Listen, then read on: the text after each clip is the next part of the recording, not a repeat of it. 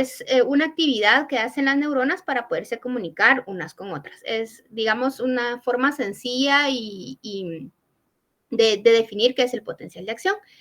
Pero para entrar en materia les voy a compartir un video. Permítanme, primero voy con mi presentación y luego el video para una actividad que tenemos. Entonces, el potencial de acción, ¿verdad? Entonces vamos a ver, presentación. Muy bien. Entonces, el potencial de acción, como dijimos en una definición muy sencilla, era la forma en que se comunicaban unas neuronas con otras. Entonces, vamos a hacer esta actividad que se llama ¿qué sé?, ¿qué veo? Y ¿qué infiero? Y esto, apunten esas 3 preguntas en una hoja o en su cuaderno, en cualquier documento que lleven ustedes o en su computadora. Estas 3 preguntas, yo les voy a poner un video y vamos a ver qué sabemos del tema, qué vimos en el video y qué inferimos del video, ¿sí? Entonces, ahorita voy a compartir también el video. ¿Ya anotaron las 3 preguntas? ¿Qué sé? ¿Qué veo? ¿Qué infiero? Gracias. Entonces, vamos a ver el video. Permítanme un segundo en lo que lo comparto.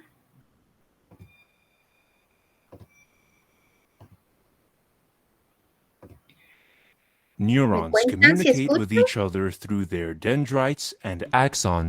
Generally, incoming signals are received at dendrites, while outgoing signals travel along the axon to the nerve terminal.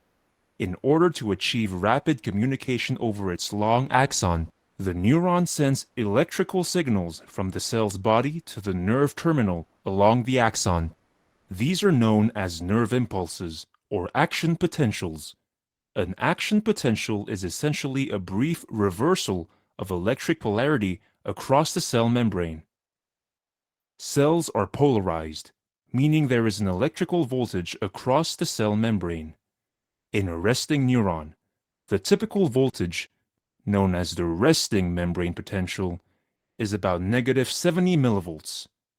The negative value means the cell is more negative on the inside. At this resting state, there are concentration gradients of sodium and potassium across the cell membrane.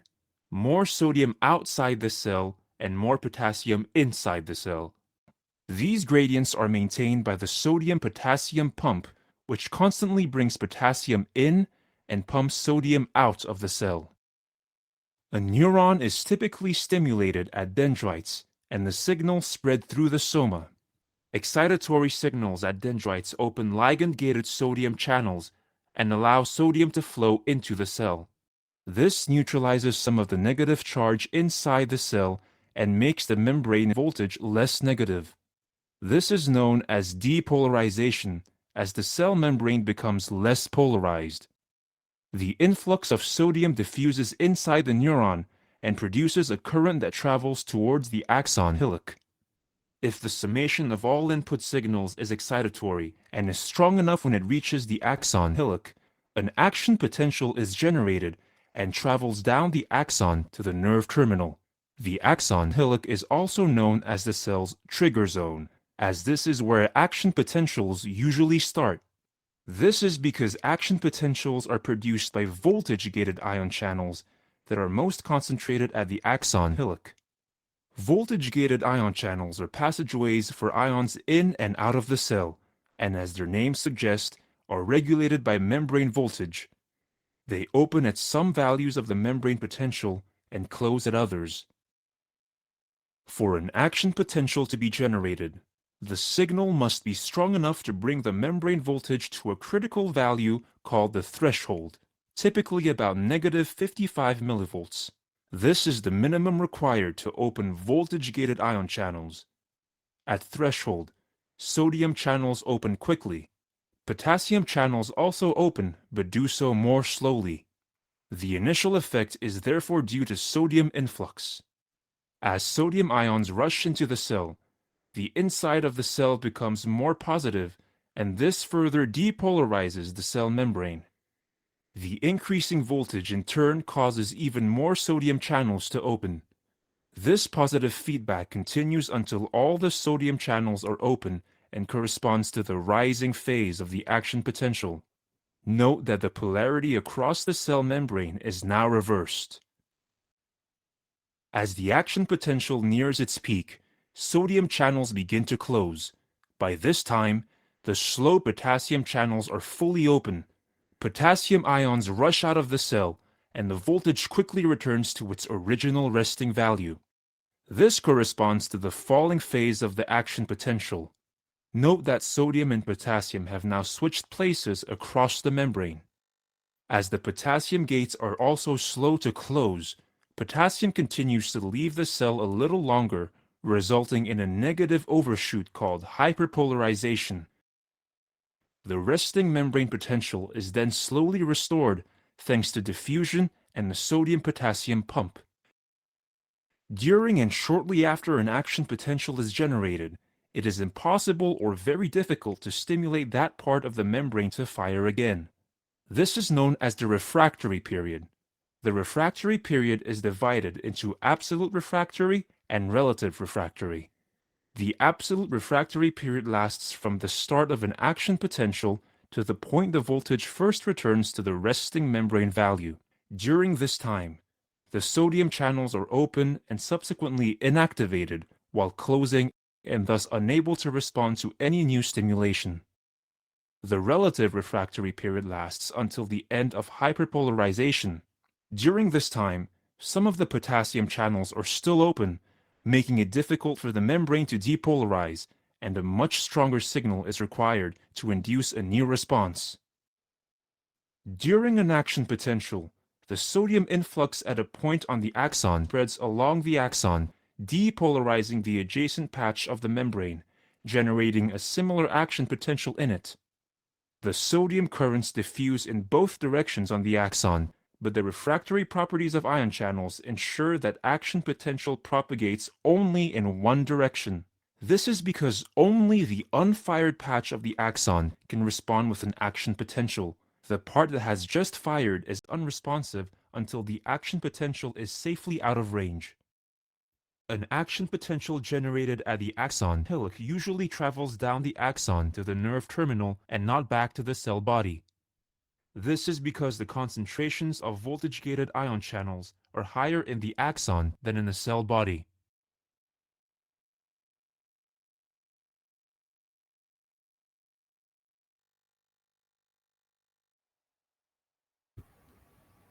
Muy bien, entonces, ¿quién me puede decir si sabían algo del tema? A ver. ¿Quién me dice si sabía algo ya del tema, que ya hayan visto, no sé, en biología o en algún lado? Sí, Melanie, gracias. Lo vimos ahorita en la primera unidad, los que llevamos Química Medicinal 2. Ah, ya, en Química Medicinal 2, sí. Ellos me copian. A ver, ¿quién más? ¿Quién más? ¿Qué otra cosa? ¿Qué infieren?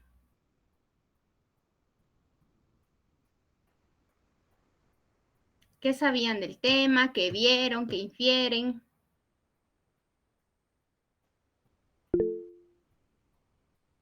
Siempre te ha costado, Virginia, pero no, yo te lo voy a explicar muy, muy fácil. Vas a ver que es fácil de entender. A ver, Mónica. Sí, yo infiero que si no hay potencial de acción, entonces no se va a transmitir como la información nerviosa, ¿no? Sí, así es. Si no hay potencial de acción, no hay información, porque dijimos que el potencial, ¿verdad? Era la forma en que una neurona se comunicaba con otra. ¿Alguien más que quiera participar? Muy bien, entonces en el WhatsApp les mandé una hoja de trabajo que tenemos que ir trabajándolo juntos. Yo les voy a ir explicando y ustedes la van llenando y al final pues va a ser como constancia de participación el día de hoy en clase y la tienen que subir a Moodle al terminar. Entonces la pueden hacer si la van a imprimir o si la pueden hacer en su computadora, está bien. El truco y lo que yo sugiero es que lo hagan conmigo, repasando, etcétera, y no después copiar de internet o de estas aplicaciones, ¿verdad? Sino que vaya haciendo como una forma de repaso. Entonces ya su hoja está disponible tanto en el WhatsApp como en el Moodle, ¿verdad? Ahí lo pueden bajar. Voy a continuar con mi presentación. Entonces, ya que vimos algunas, pues ya dicen que lo han visto un poco en química medicinal, ¿verdad? Ya Mónica habló, ya hicieron algunos comentarios acerca de que pues les ha costado. Pues entonces ahora vamos a ver esto, ¿verdad? ¿Cómo es que se produce esa diferencia? En el video nos hablaban de que para generar un potencial de acción tenía que haber un movimiento de iones. Y esto lo tenemos que recordar de cuando vimos homeostasis, ¿verdad? Que hablamos de los líquidos corporales. Por eso les decía yo que era tan importante saber esas diferencias de concentración y de cargas, ¿verdad? Porque a partir de ese movimiento de iones es que se van a dar esos potenciales de acción.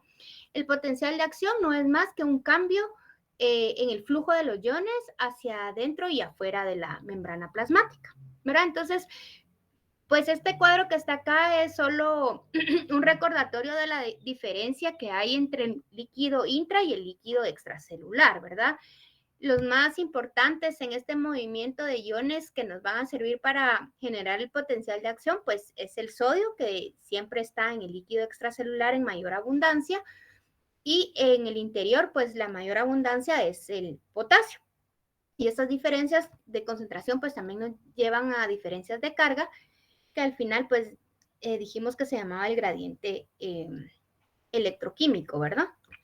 Entonces, esto solo es un recordatorio. Veamos ya los conceptos. El potencial, bueno, ya dijimos la importancia del potencial, es que es una comunicación que es a corta y a larga distancia, ¿verdad? Porque las neuronas pues pueden mandar información, digamos, serían unas neuronas cortas si van a mandar una información, por ejemplo, sensitiva o una señal sensitiva desde nuestro cerebro a nuestros ojos, ¿verdad? Si ahorita estamos viendo la computadora, estamos generando potenciales de acción. Pero, por ejemplo, si yo estoy moviendo mis manos y les estoy explicando, también hay unas neuronas más largas, ¿verdad? Que van a mandar la información desde nuestro cerebro hasta nuestras manos, ¿verdad? O si yo me paro en este momento desde mi cerebro hacia mis pies.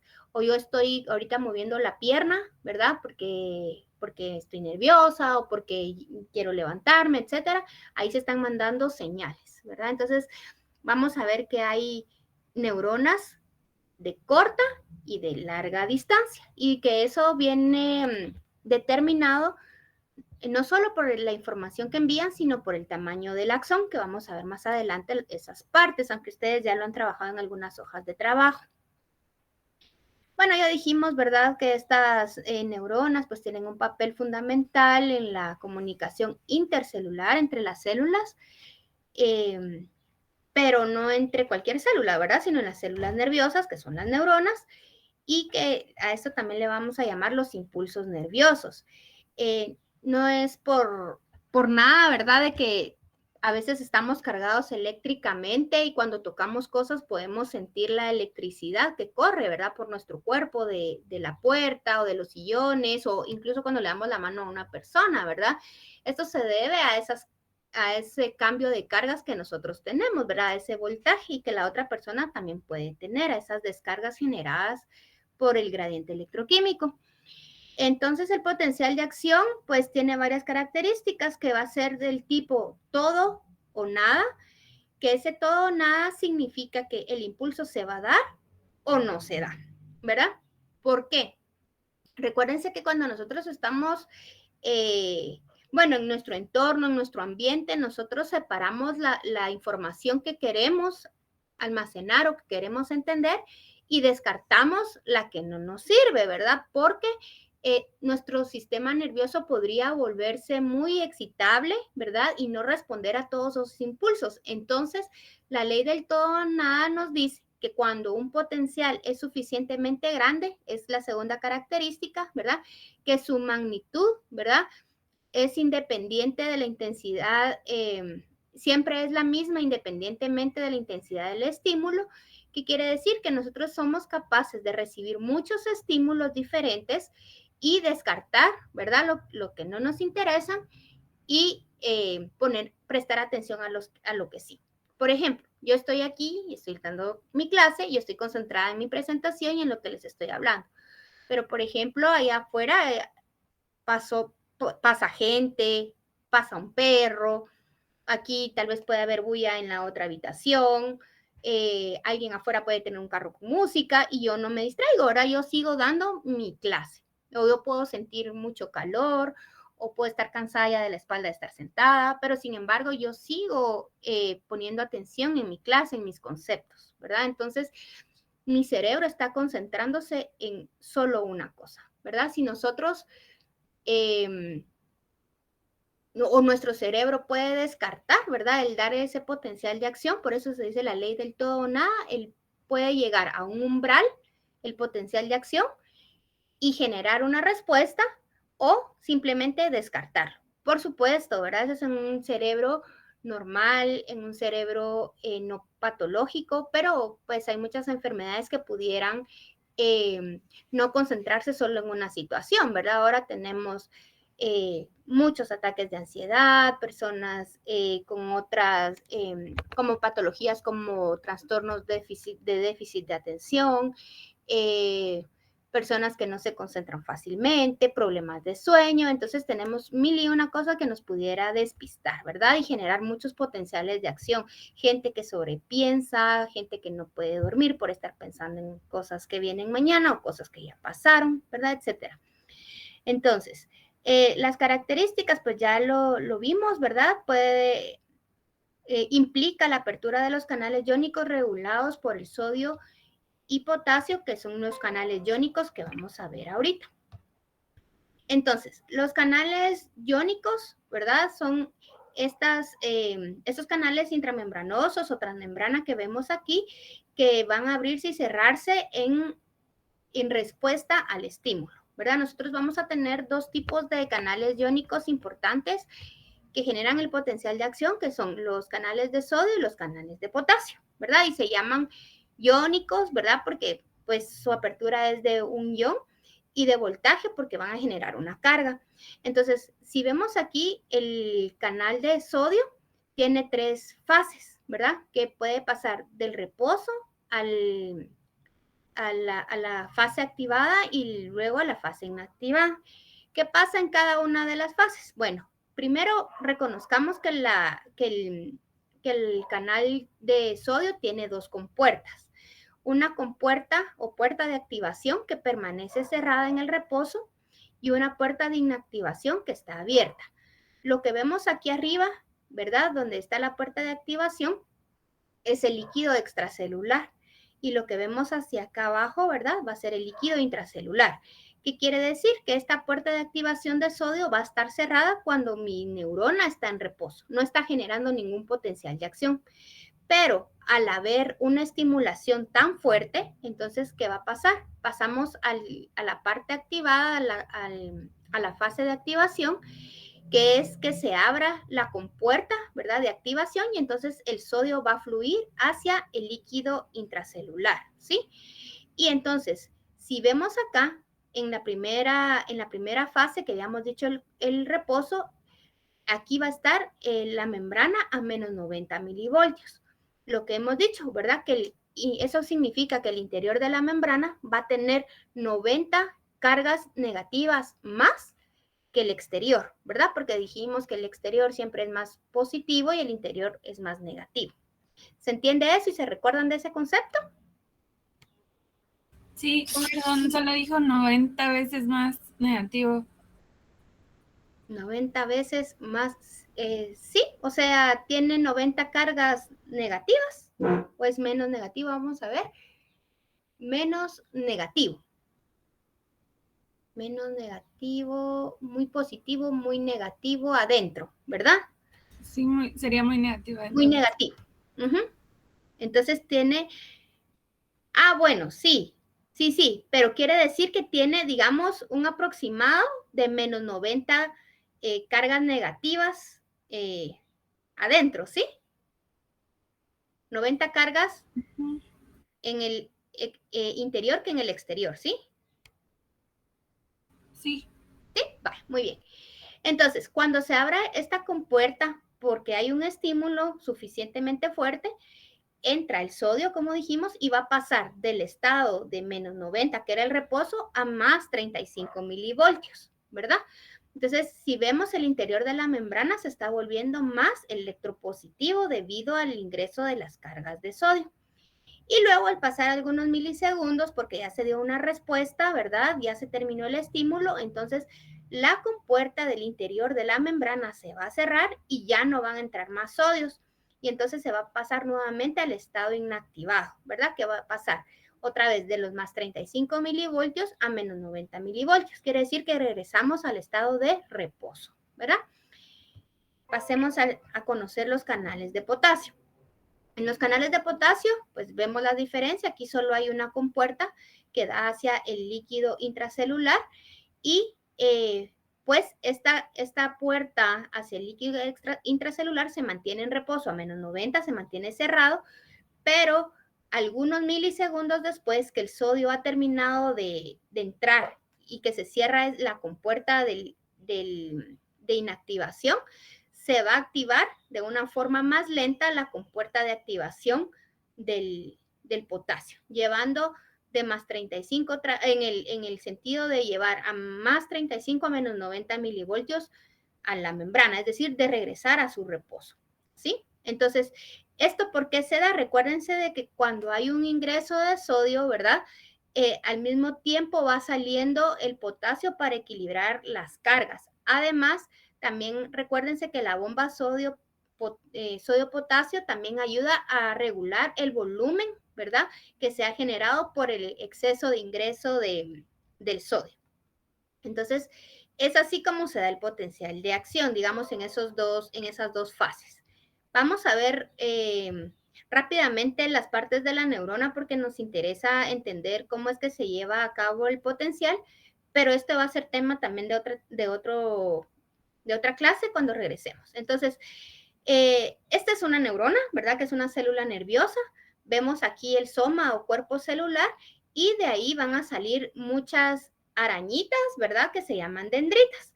Y esas dendritas son las que van a hacer entonces la sinapsis o las uniones con otras neuronas. Tenemos, bueno, podríamos tener sinapsis aquí, luego tenemos el axón, que es este cuerpo o este tubo.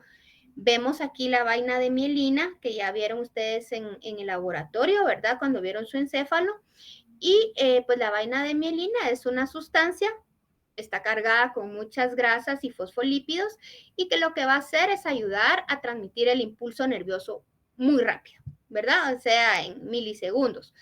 Cuando las neuronas no tienen mucha mielina, que de hecho es una enfermedad que vamos a ver en el simposio, la esclerosis múltiple, los axones se van quedando sin mielina por una autodestrucción, entonces los impulsos nerviosos ya no son tan rápidos e incluso pueden desaparecer. Una persona con esclerosis múltiple o que tiene alguna otra patología en la que no hay mielina, por ejemplo, puede dejar de tragar, puede dejar de perder la vista, dejar de mover sus miembros superiores e inferiores, o sea, dejar de hacer cualquier movimiento porque no hay un potencial de acción llevando esa información a los órganos, ¿verdad? Entonces se va perdiendo poco a poco esa transmisión. Y luego tenemos estas otras arañitas o ramitas, ¿verdad? También son las sinapsis. Y esos botoncitos que tenemos ahí, pues, o esas bolitas que se logran ver ahí son los botones sinápticos, que es de donde van a salir después los neurotransmisores, que también vamos a ver en otra clase. Pero eso es de forma general. Entonces, precisamente ese tubo o ese axón que vemos ahí es el que decíamos que podía ser tan largo que podría llegar hasta la punta de nuestros dedos o ser tan corto como mandar una señal a nuestros sentidos, ¿verdad? Al gusto, al oído, a la vista, etc.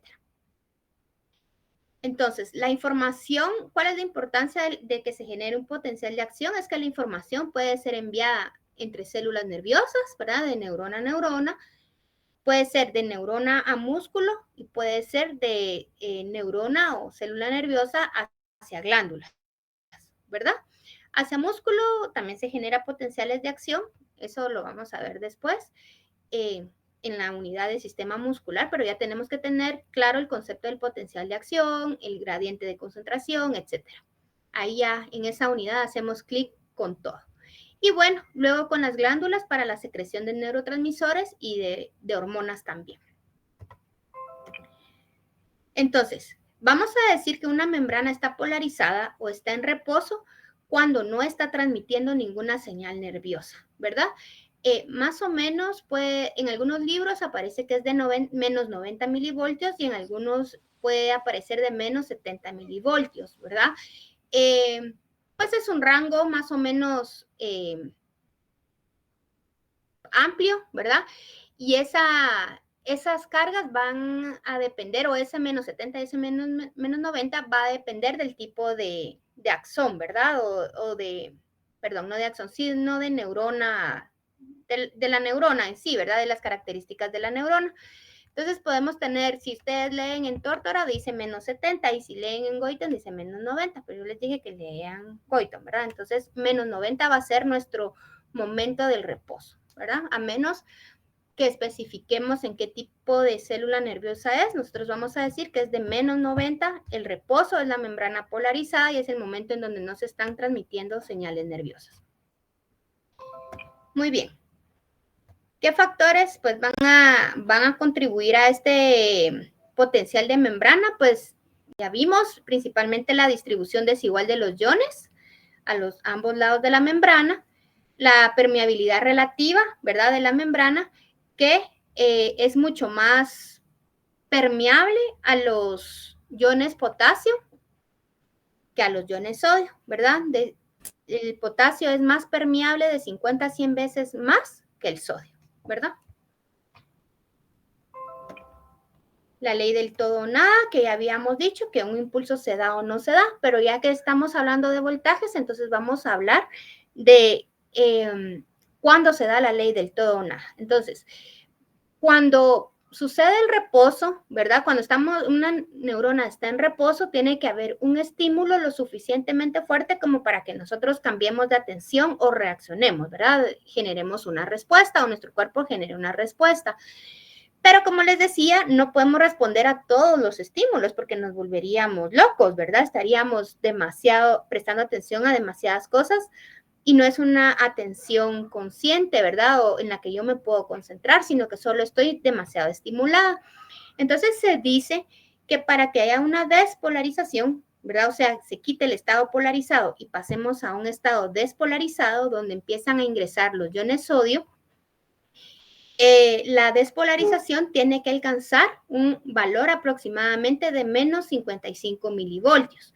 Y es ahí entonces donde los canales de voltaje se van a empezar a abrir y va a ocurrir un potencial de acción, ¿verdad? Entonces, cuando hablábamos de que la compuerta de sodio se iba a empezar a abrir, se va a abrir hasta que el estímulo sea tan fuerte que de menos 90 pase a menos 55, ¿verdad? Y entonces empiecen a abrir más canales como un efecto dominó, ¿verdad? Cuando nosotros, o han visto, ¿verdad? En los videos ponen el dominó arreglado así hasta con formas y tiran de uno, pero si ese está justo en el lugar indicado, se cae todo el dominó, pero si no lo hace, solo se caen una o dos piezas, ¿verdad? O un poquito a unas piezas, pero no completan la forma.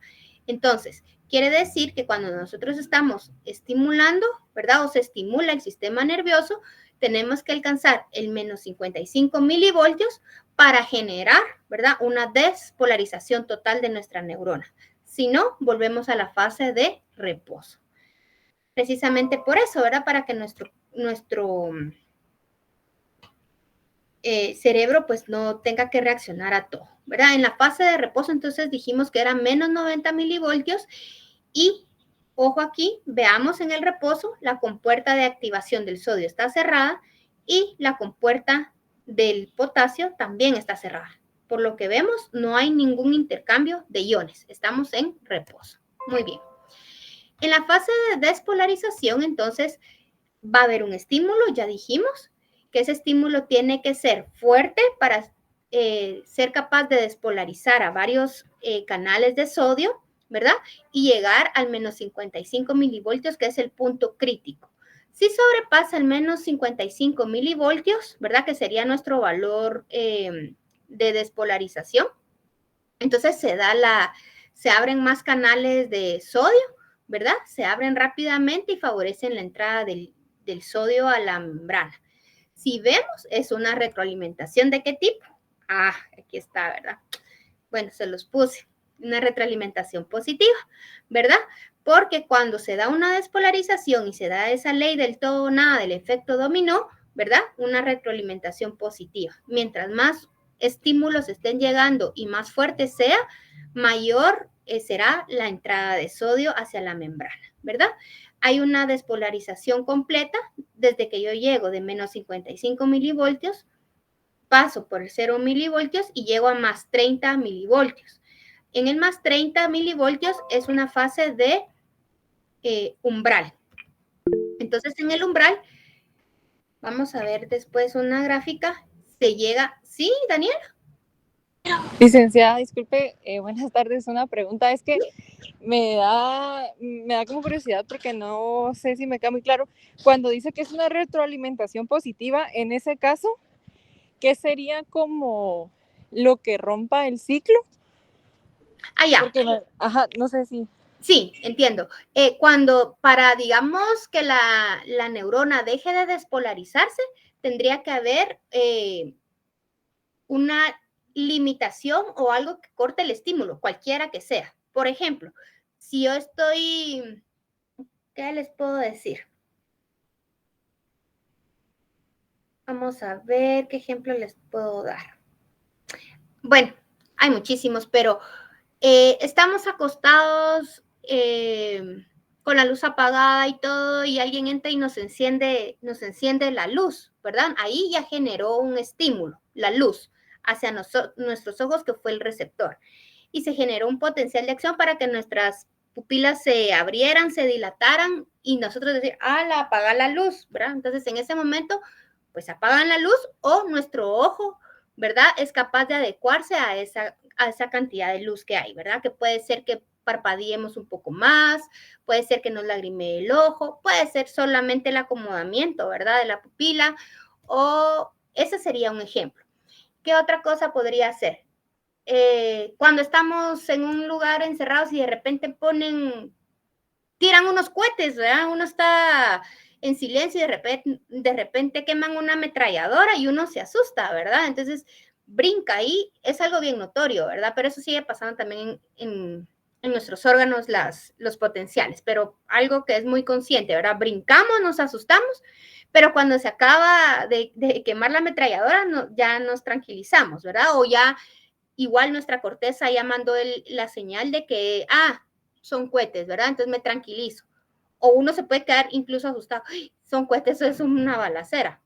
Entonces, puede suceder, ¿verdad? ¿Sí? ¿Se entiende eso? Sí, ya me quedó claro. Sí, gracias. Ajá, muy bien. Entonces, la despolarización, dijimos, de menos 90 a más 35 milivoltios, un umbral más o menos de menos 30 más menos 5, ¿verdad? Podría darse en ese rango la despolarización.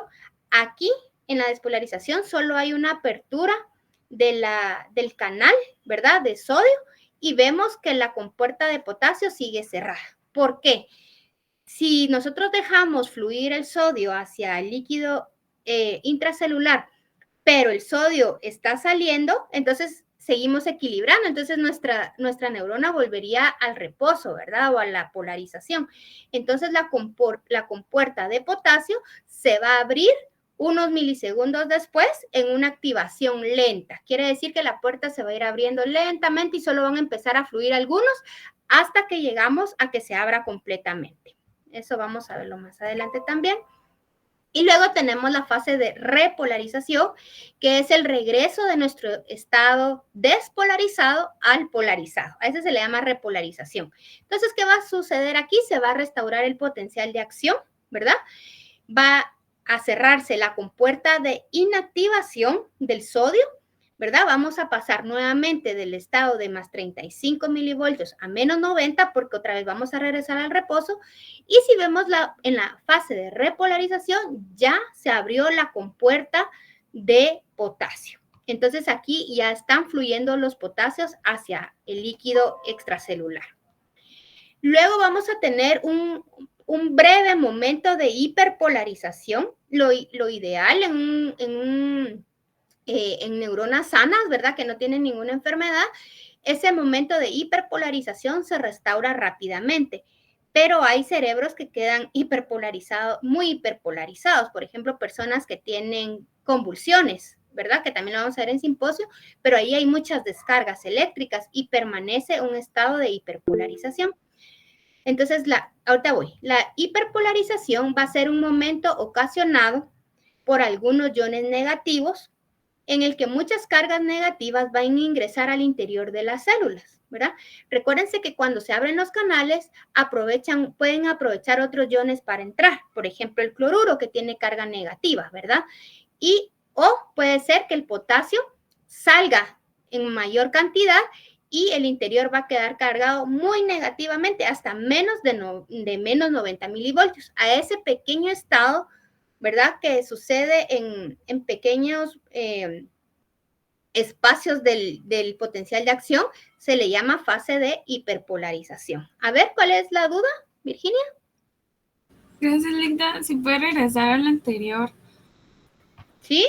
Es que no entendí si los de potasio están ingresando al espacio intracelular o si están en la fase de repolarización estamos hablando. Sí. No, en la fase de repolarización dijimos de que se iba a restaurar el potencial de acción.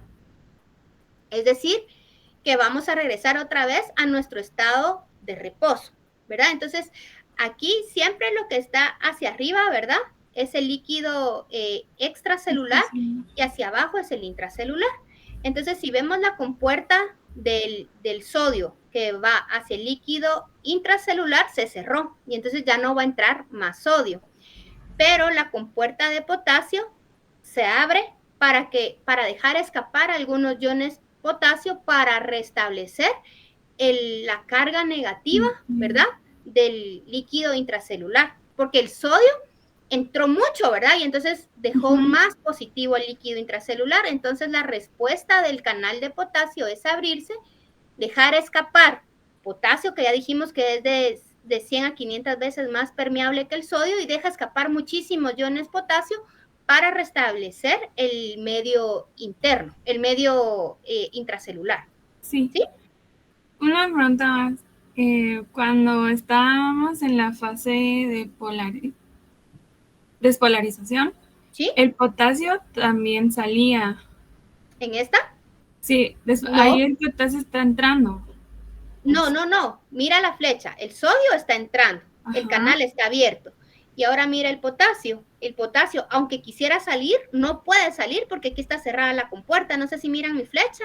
Sí. Cuando la muevo, ¿sí? ¿Se entiende que está cerrada esa compuerta? Sí, y se abre lentamente para que salga el potasio. Ajá, para que suceda después la repolarización. Yeah. Ay, ¿sí? Gracias, Linda. Ese es el paso que me confunde. Pero sí está, digamos, fácil entenderlo si vemos los canales, ¿verdad? Sí. Ajá. Y si entendemos qué es lo que sucede con las cargas, porque si nosotros entendemos de que estamos negativos en el interior, pero vamos a pasar a una carga positiva, estamos dejando entrar muchas cargas positivas al interior, que sería, en este caso, el sodio, ¿sí? Más las cargas positivas que está generando el potasio.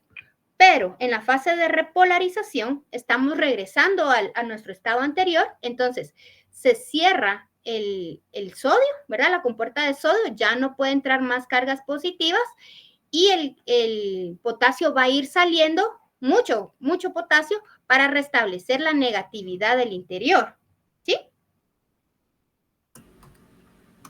Muy bien. Entonces, ya vimos la hiperpolarización. Esta gráfica, más o menos una así, aparece en ese ejercicio que tenemos que hacer. Y entonces vamos a ver en la gráfica, ya graficado qué es lo que sucede. En el punto 1 y punto 2, a ver, ¿quién me ayuda a decir qué está sucediendo en este momento? Está en reposo, Ligda. Ajá, entonces está en reposo. En el punto 1 y 2 permanece en reposo, ahí vemos más o menos menos 70 milivoltios, ¿verdad? Que dijimos que podría ser de menos 90 a menos 70 milivoltios el reposo. Aquí no está pasando nada. La compuerta de sodio está cerrada, la compuerta de potasio está abierta. Sin embargo, vamos a ver aquí ya en el punto 3, punto 4, ¿verdad? Aquí, en el punto 3, ¿qué está sucediendo? Está más o menos como a menos 50. ¿Qué dijimos que pasaba ahí?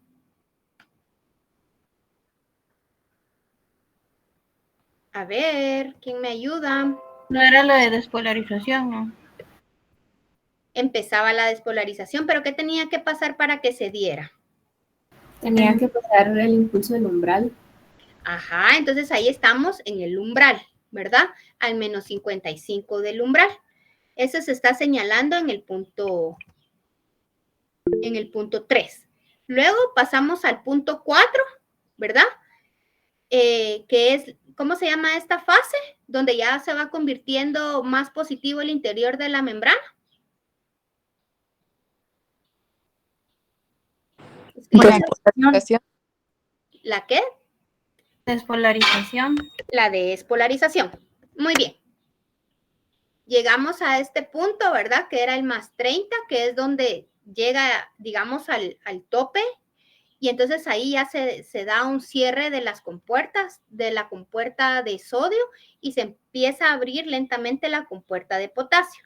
Entonces en esta pendiente de esta curva, en el punto 6, ¿qué está pasando? Repolarización. La repolarización. En el punto 7, digamos por el exceso de cargas que han quedado en el interior de la membrana, ¿qué vamos a tener? Si tenemos muchas cargas negativas, menos de menos 90 milivoltios, que dijimos que era un breve momento en el que podía suceder. Era la hiperpolarización. La hiperpolarización. Y luego esta línea que va hacia arriba, ¿verdad? Que se curvea un poco, llegando otra vez al menos 70 milivoltios. ¿Qué nos dice? El punto 8. Pues está en reposo, ¿no? Que regresó al reposo. Que se volvió a polarizar. ¿Sí? ¿Está claro eso? Solo es que no sé si podría repetir cuando pasaba del 2 al 3. Es que no mucho entendí.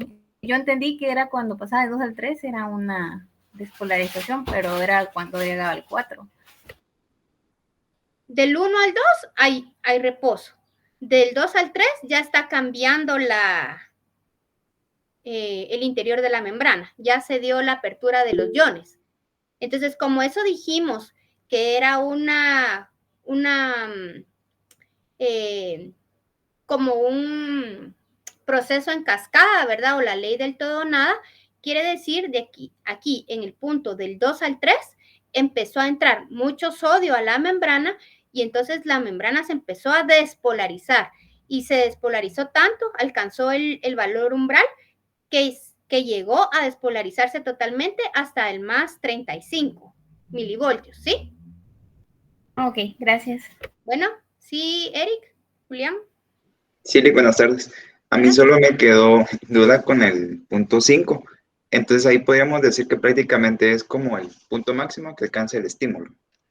Sí, así es el más 35, dijimos que era como lo máximo que podía alcanzar el estímulo y ya las compuertas empezaban a cerrarse para llevarse a cabo la repolarización, perdón. Y el potencial de acción, se empieza a producir a partir de que se supera el umbral, ¿verdad? El potencial de acción, sí, el potencial de acción es a partir desde que se pasa el umbral el menos 55 milivoltios. Aunque el potencial de acción, si nosotros leemos, consta de todas las partes, ¿verdad? Desde el reposo, la despolarización y la repolarización. Ah, ok. Entonces, cuando se supera el umbral, ¿ahí qué se va a dar? ¿Que se va a transferir la información? La despolarización. En la despolarización, dices tú, cuando se pasa. Ya, sí. A partir de que se supera el umbral, ya hay despolarización, entonces. Ajá, así es. Es la despolarización, porque aquí pudieran, digamos, como decía tu compañera, del punto 2 al 3 pueden entrar algunas cargas de sodio, pero no son las suficientes como para que se despeje totalmente, digamos, para que se dé la despolarización completa. Entonces podría ser que aquí no alcanza el umbral y entonces la neurona vuelve a caer en el reposo. Pero el estímulo es tan fuerte que entonces pasa del punto 3 hacia la despolarización completa. Sí, pues. Gracias, Dick. Muy bien. Gracias. ¿Algo más? Muy bien. Entonces, vamos a tener, ¿sí, Michelle? ¿Mónica? ¿Mónica, Michelle? Solo una pregunta. Por ejemplo, en la anterior del 2 al 3 sería como el umbral, ¿no? O sea, que se está llegando al umbral. Sí, así es. Y en la hoja, ¿cómo le ponemos solo umbral? Es que eso es lo que me causa como confusión en cómo indicar que, porque no está en el potencial de reposo, sino que ya está empezando a cambiar, ¿verdad? Para alcanzar el umbral y que se dé el estímulo. Pero no sé cómo, de qué forma lo podríamos identificar. ¿De qué forma lo podrían identificar en la hoja? Ajá. Bueno, ahorita voy a ver cómo está la hoja. Déjame recordar. Vamos a ver. Bien, para mientras que ajá, Melanie. Sí, es que fíjese que yo también tenía la misma duda que Mónica, pero yo había interpretado como que en esa gráfica que era la, ¿cómo se llama esto? La despolarización, pero... es que ahí en esa gráfica que les di no está el umbral.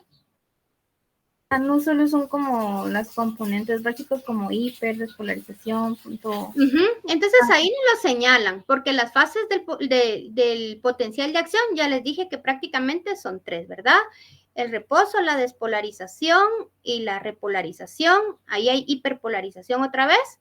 El punto del más menos 30, ¿verdad? Que sería como la máxima estimulación o la máxima comunicación, digamos. Pero el umbral no está señalado ahí, entonces no lo tienen que poner. Ok, gracias. ¿Sí, Mónica? ¿Está claro? Entonces sería la A y la C, repolarización ambas, ¿no? No, es que no me queda claro bien el A, la verdad. Pero estamos diciendo acá, mira. ¿Por qué se tendrían que llamar igual si están sucediendo cosas diferentes? Aquí, si tú miras, que es el punto 4, que es el A, digamos, de tu gráfica, aquí, ¿qué está pasando? Dímelo tú con tus palabras. Que se está dando el impulso, ¿no? O sea... ¿Qué pasa con los canales ahí? Los de sodio se abren para que entre el sodio, digamos, y se vuelve. ¿Y cómo se llama esa fase? Despolarización. Despolarización. Va. Y cuando viene esta pendiente, ¿qué está sucediendo con los canales? Se están cerrando. ¿Y cómo se le llama a ese momento del potencial? Repolarización. Entonces, ¿es lo mismo o no es lo mismo? No. Bueno, entonces uno es despolarización y el otro es repolarización, ¿sí? Sí, gracias. Sí, ok. ¿Todos están claros con eso? ¿Sí, Katherine? Lick, entonces, digamos, en la hoja la B y aquí en esta gráfica la 5 es el punto máximo de despolarización. Ajá, sí, ese es el más 30. Ah, ya, ok. Sí, así es, en ambas. Bueno, continuemos, chicos. Vamos a ver, solo quería ver una cosa aquí, denme un segundo.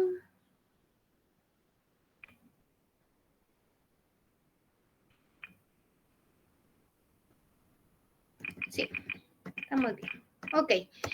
Ahora vamos a tener 2 periodos importantes que están relacionados también con la capacidad de respuesta de nuestro sistema nervioso. Vamos a tener el periodo refractario absoluto y el relativo.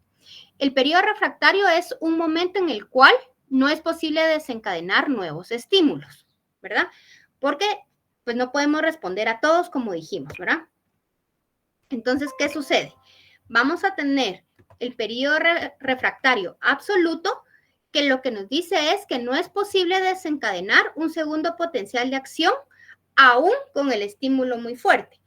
¿Y por qué no lo podríamos estimular nuevamente? Pues si nosotros nos vamos a nuestros canales, entendamos qué está sucediendo con los canales. El canal de sodio está abierto, ¿verdad? El de potasio está cerrado. Si ya se está dando un potencial de acción, ¿verdad? Porque ya se está despolarizando la membrana, sería imposible que se abrieran otros canales. O sea, ya todos los canales de sodio de esa membrana ya están abiertos. Entonces, por eso, aunque haya un periodo, aunque haya un estímulo muy fuerte, de nada serviría porque ya todas las compuertas de sodio están abiertas. Entonces, el periodo refractario absoluto se da en la despolarización, cuando todos los canales de sodio están abiertos, ¿verdad? Y no, aunque haya un estímulo, no va a suceder nada porque no van a abrirse más canales, no hay más canales de sodio que abrirse. ¿Está claro eso? Sí. Por eso se llama absoluto. En cambio, el periodo refractario relativo va a haber pequeños estímulos o estímulos un poco más fuertes que el inicial que van a ser capaces de excitar la fibra nerviosa.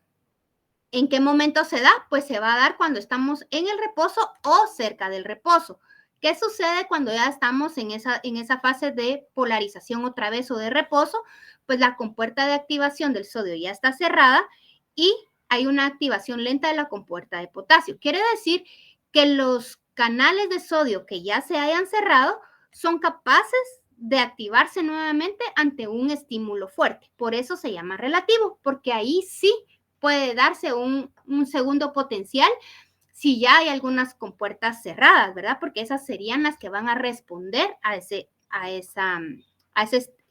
estímulo. ¿Sí? ¿Está claro la diferencia entre periodo refractario relativo y absoluto? Sí, Lick, no solo puedes regresar a la diapo anterior, así hago los dibujitos. Muy bien. Esos dibujos de esos canales están en su capítulo que les pedí leer, ¿verdad? Entonces, pueden verlos ahí también. Mejor dicho, tienen que leerlos, ¿verdad? Sí, gracias. Bueno, esto ya lo hablamos. Vamos a ir terminando. Los factores que determinan la velocidad del impulso nervioso. Primero ya habíamos platicado un poco de la mielina, ¿verdad? Entonces, el grado de desmielinización de la fibra nerviosa nos va a determinar la velocidad a la cual el impulso nervioso se transmite.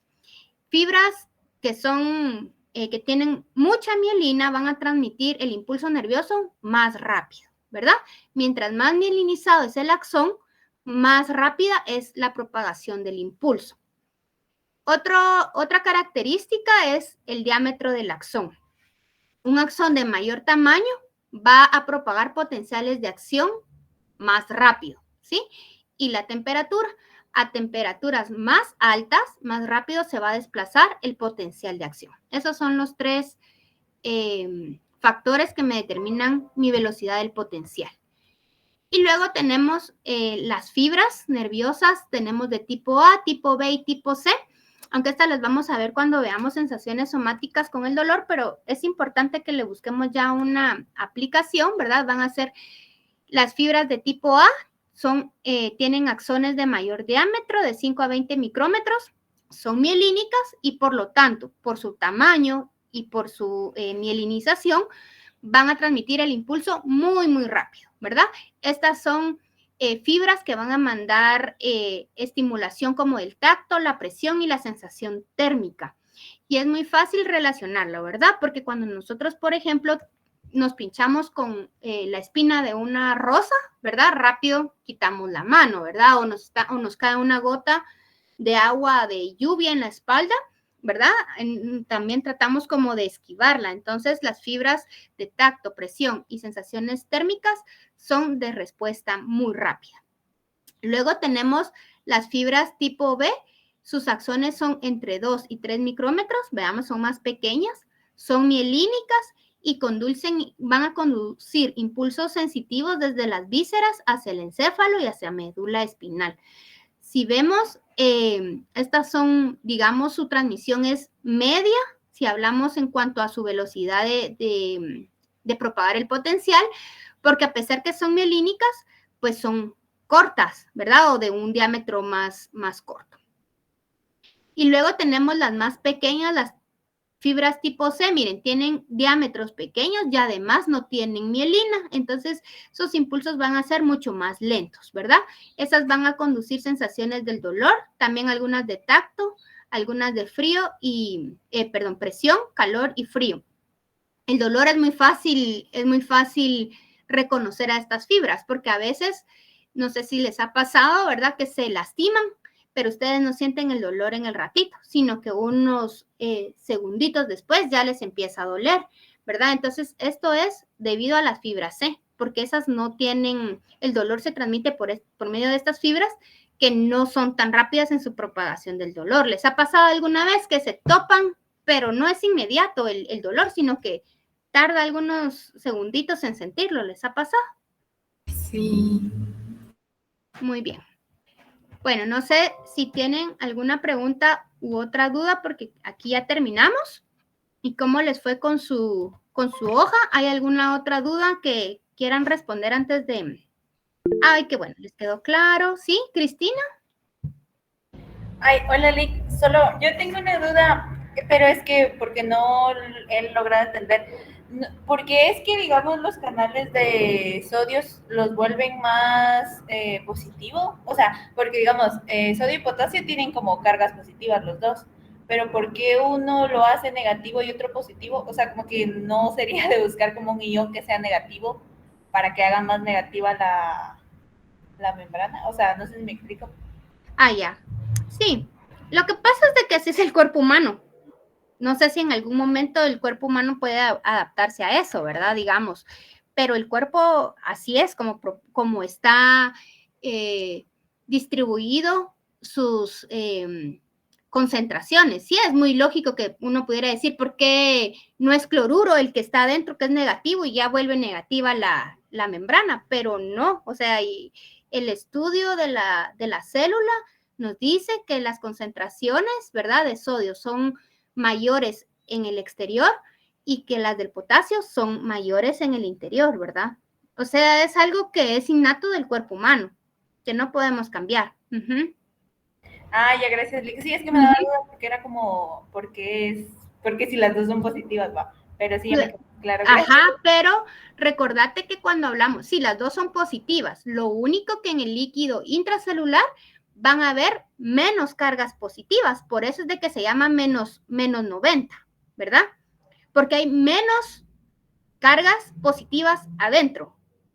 No es que esté cargado negativamente. Ah, ya. Sí. Ajá, no es que hayan cargas negativas, sino que hay menos 90 cargas menos de positividad. No sé, ¿sí? ¿Me entienden? Ah, ya. ¿Sí? Sí, Lick, gracias, ya me quedó más claro. Vale. Gracias, Lick. Bueno, ¿alguna otra pregunta? Linda, una pregunta para el diagrama. Sí. En el último paso es un reposo, pero yo también le puse periodo refractario. Sí, en el inciso... Sí, puede ser periodo... Recuérdense que el periodo refractario se da en el reposo, ¿verdad? Gracias, perdón, Julián. Pero hay que especificar qué periodo refractario es, ¿verdad? Vimos un relativo y un absoluto. Okay. Sí, Julián. Sí, en este caso, que la célula sea excitable quiere decir que tiene la capacidad como de cambiar sus cargas y que se pueda despolarizar, hiperpolarizar y todo eso. Sí, exactamente. Ok, gracias, Lick. Felicidades. Sí, no todas las células pueden hacer eso, ¿verdad? Solo las neuronas son excitables. Si nosotros nos vamos a ver las células de los tejidos, ¿verdad? O sea, de nuestra histología, ellas no son excitables, eso es lo que las hace diferentes. O de hecho, la neuroglía, no sé si ya vieron algo. Bueno, nosotros también lo vamos a ver, pero son células que aportan volumen, que tienen funciones similares a la neurona, pero esas no son excitables, es decir, no pueden mandar información de una neurona a otra. Muy bien. Gracias, Lick. ¿Tienen alguna otra pregunta?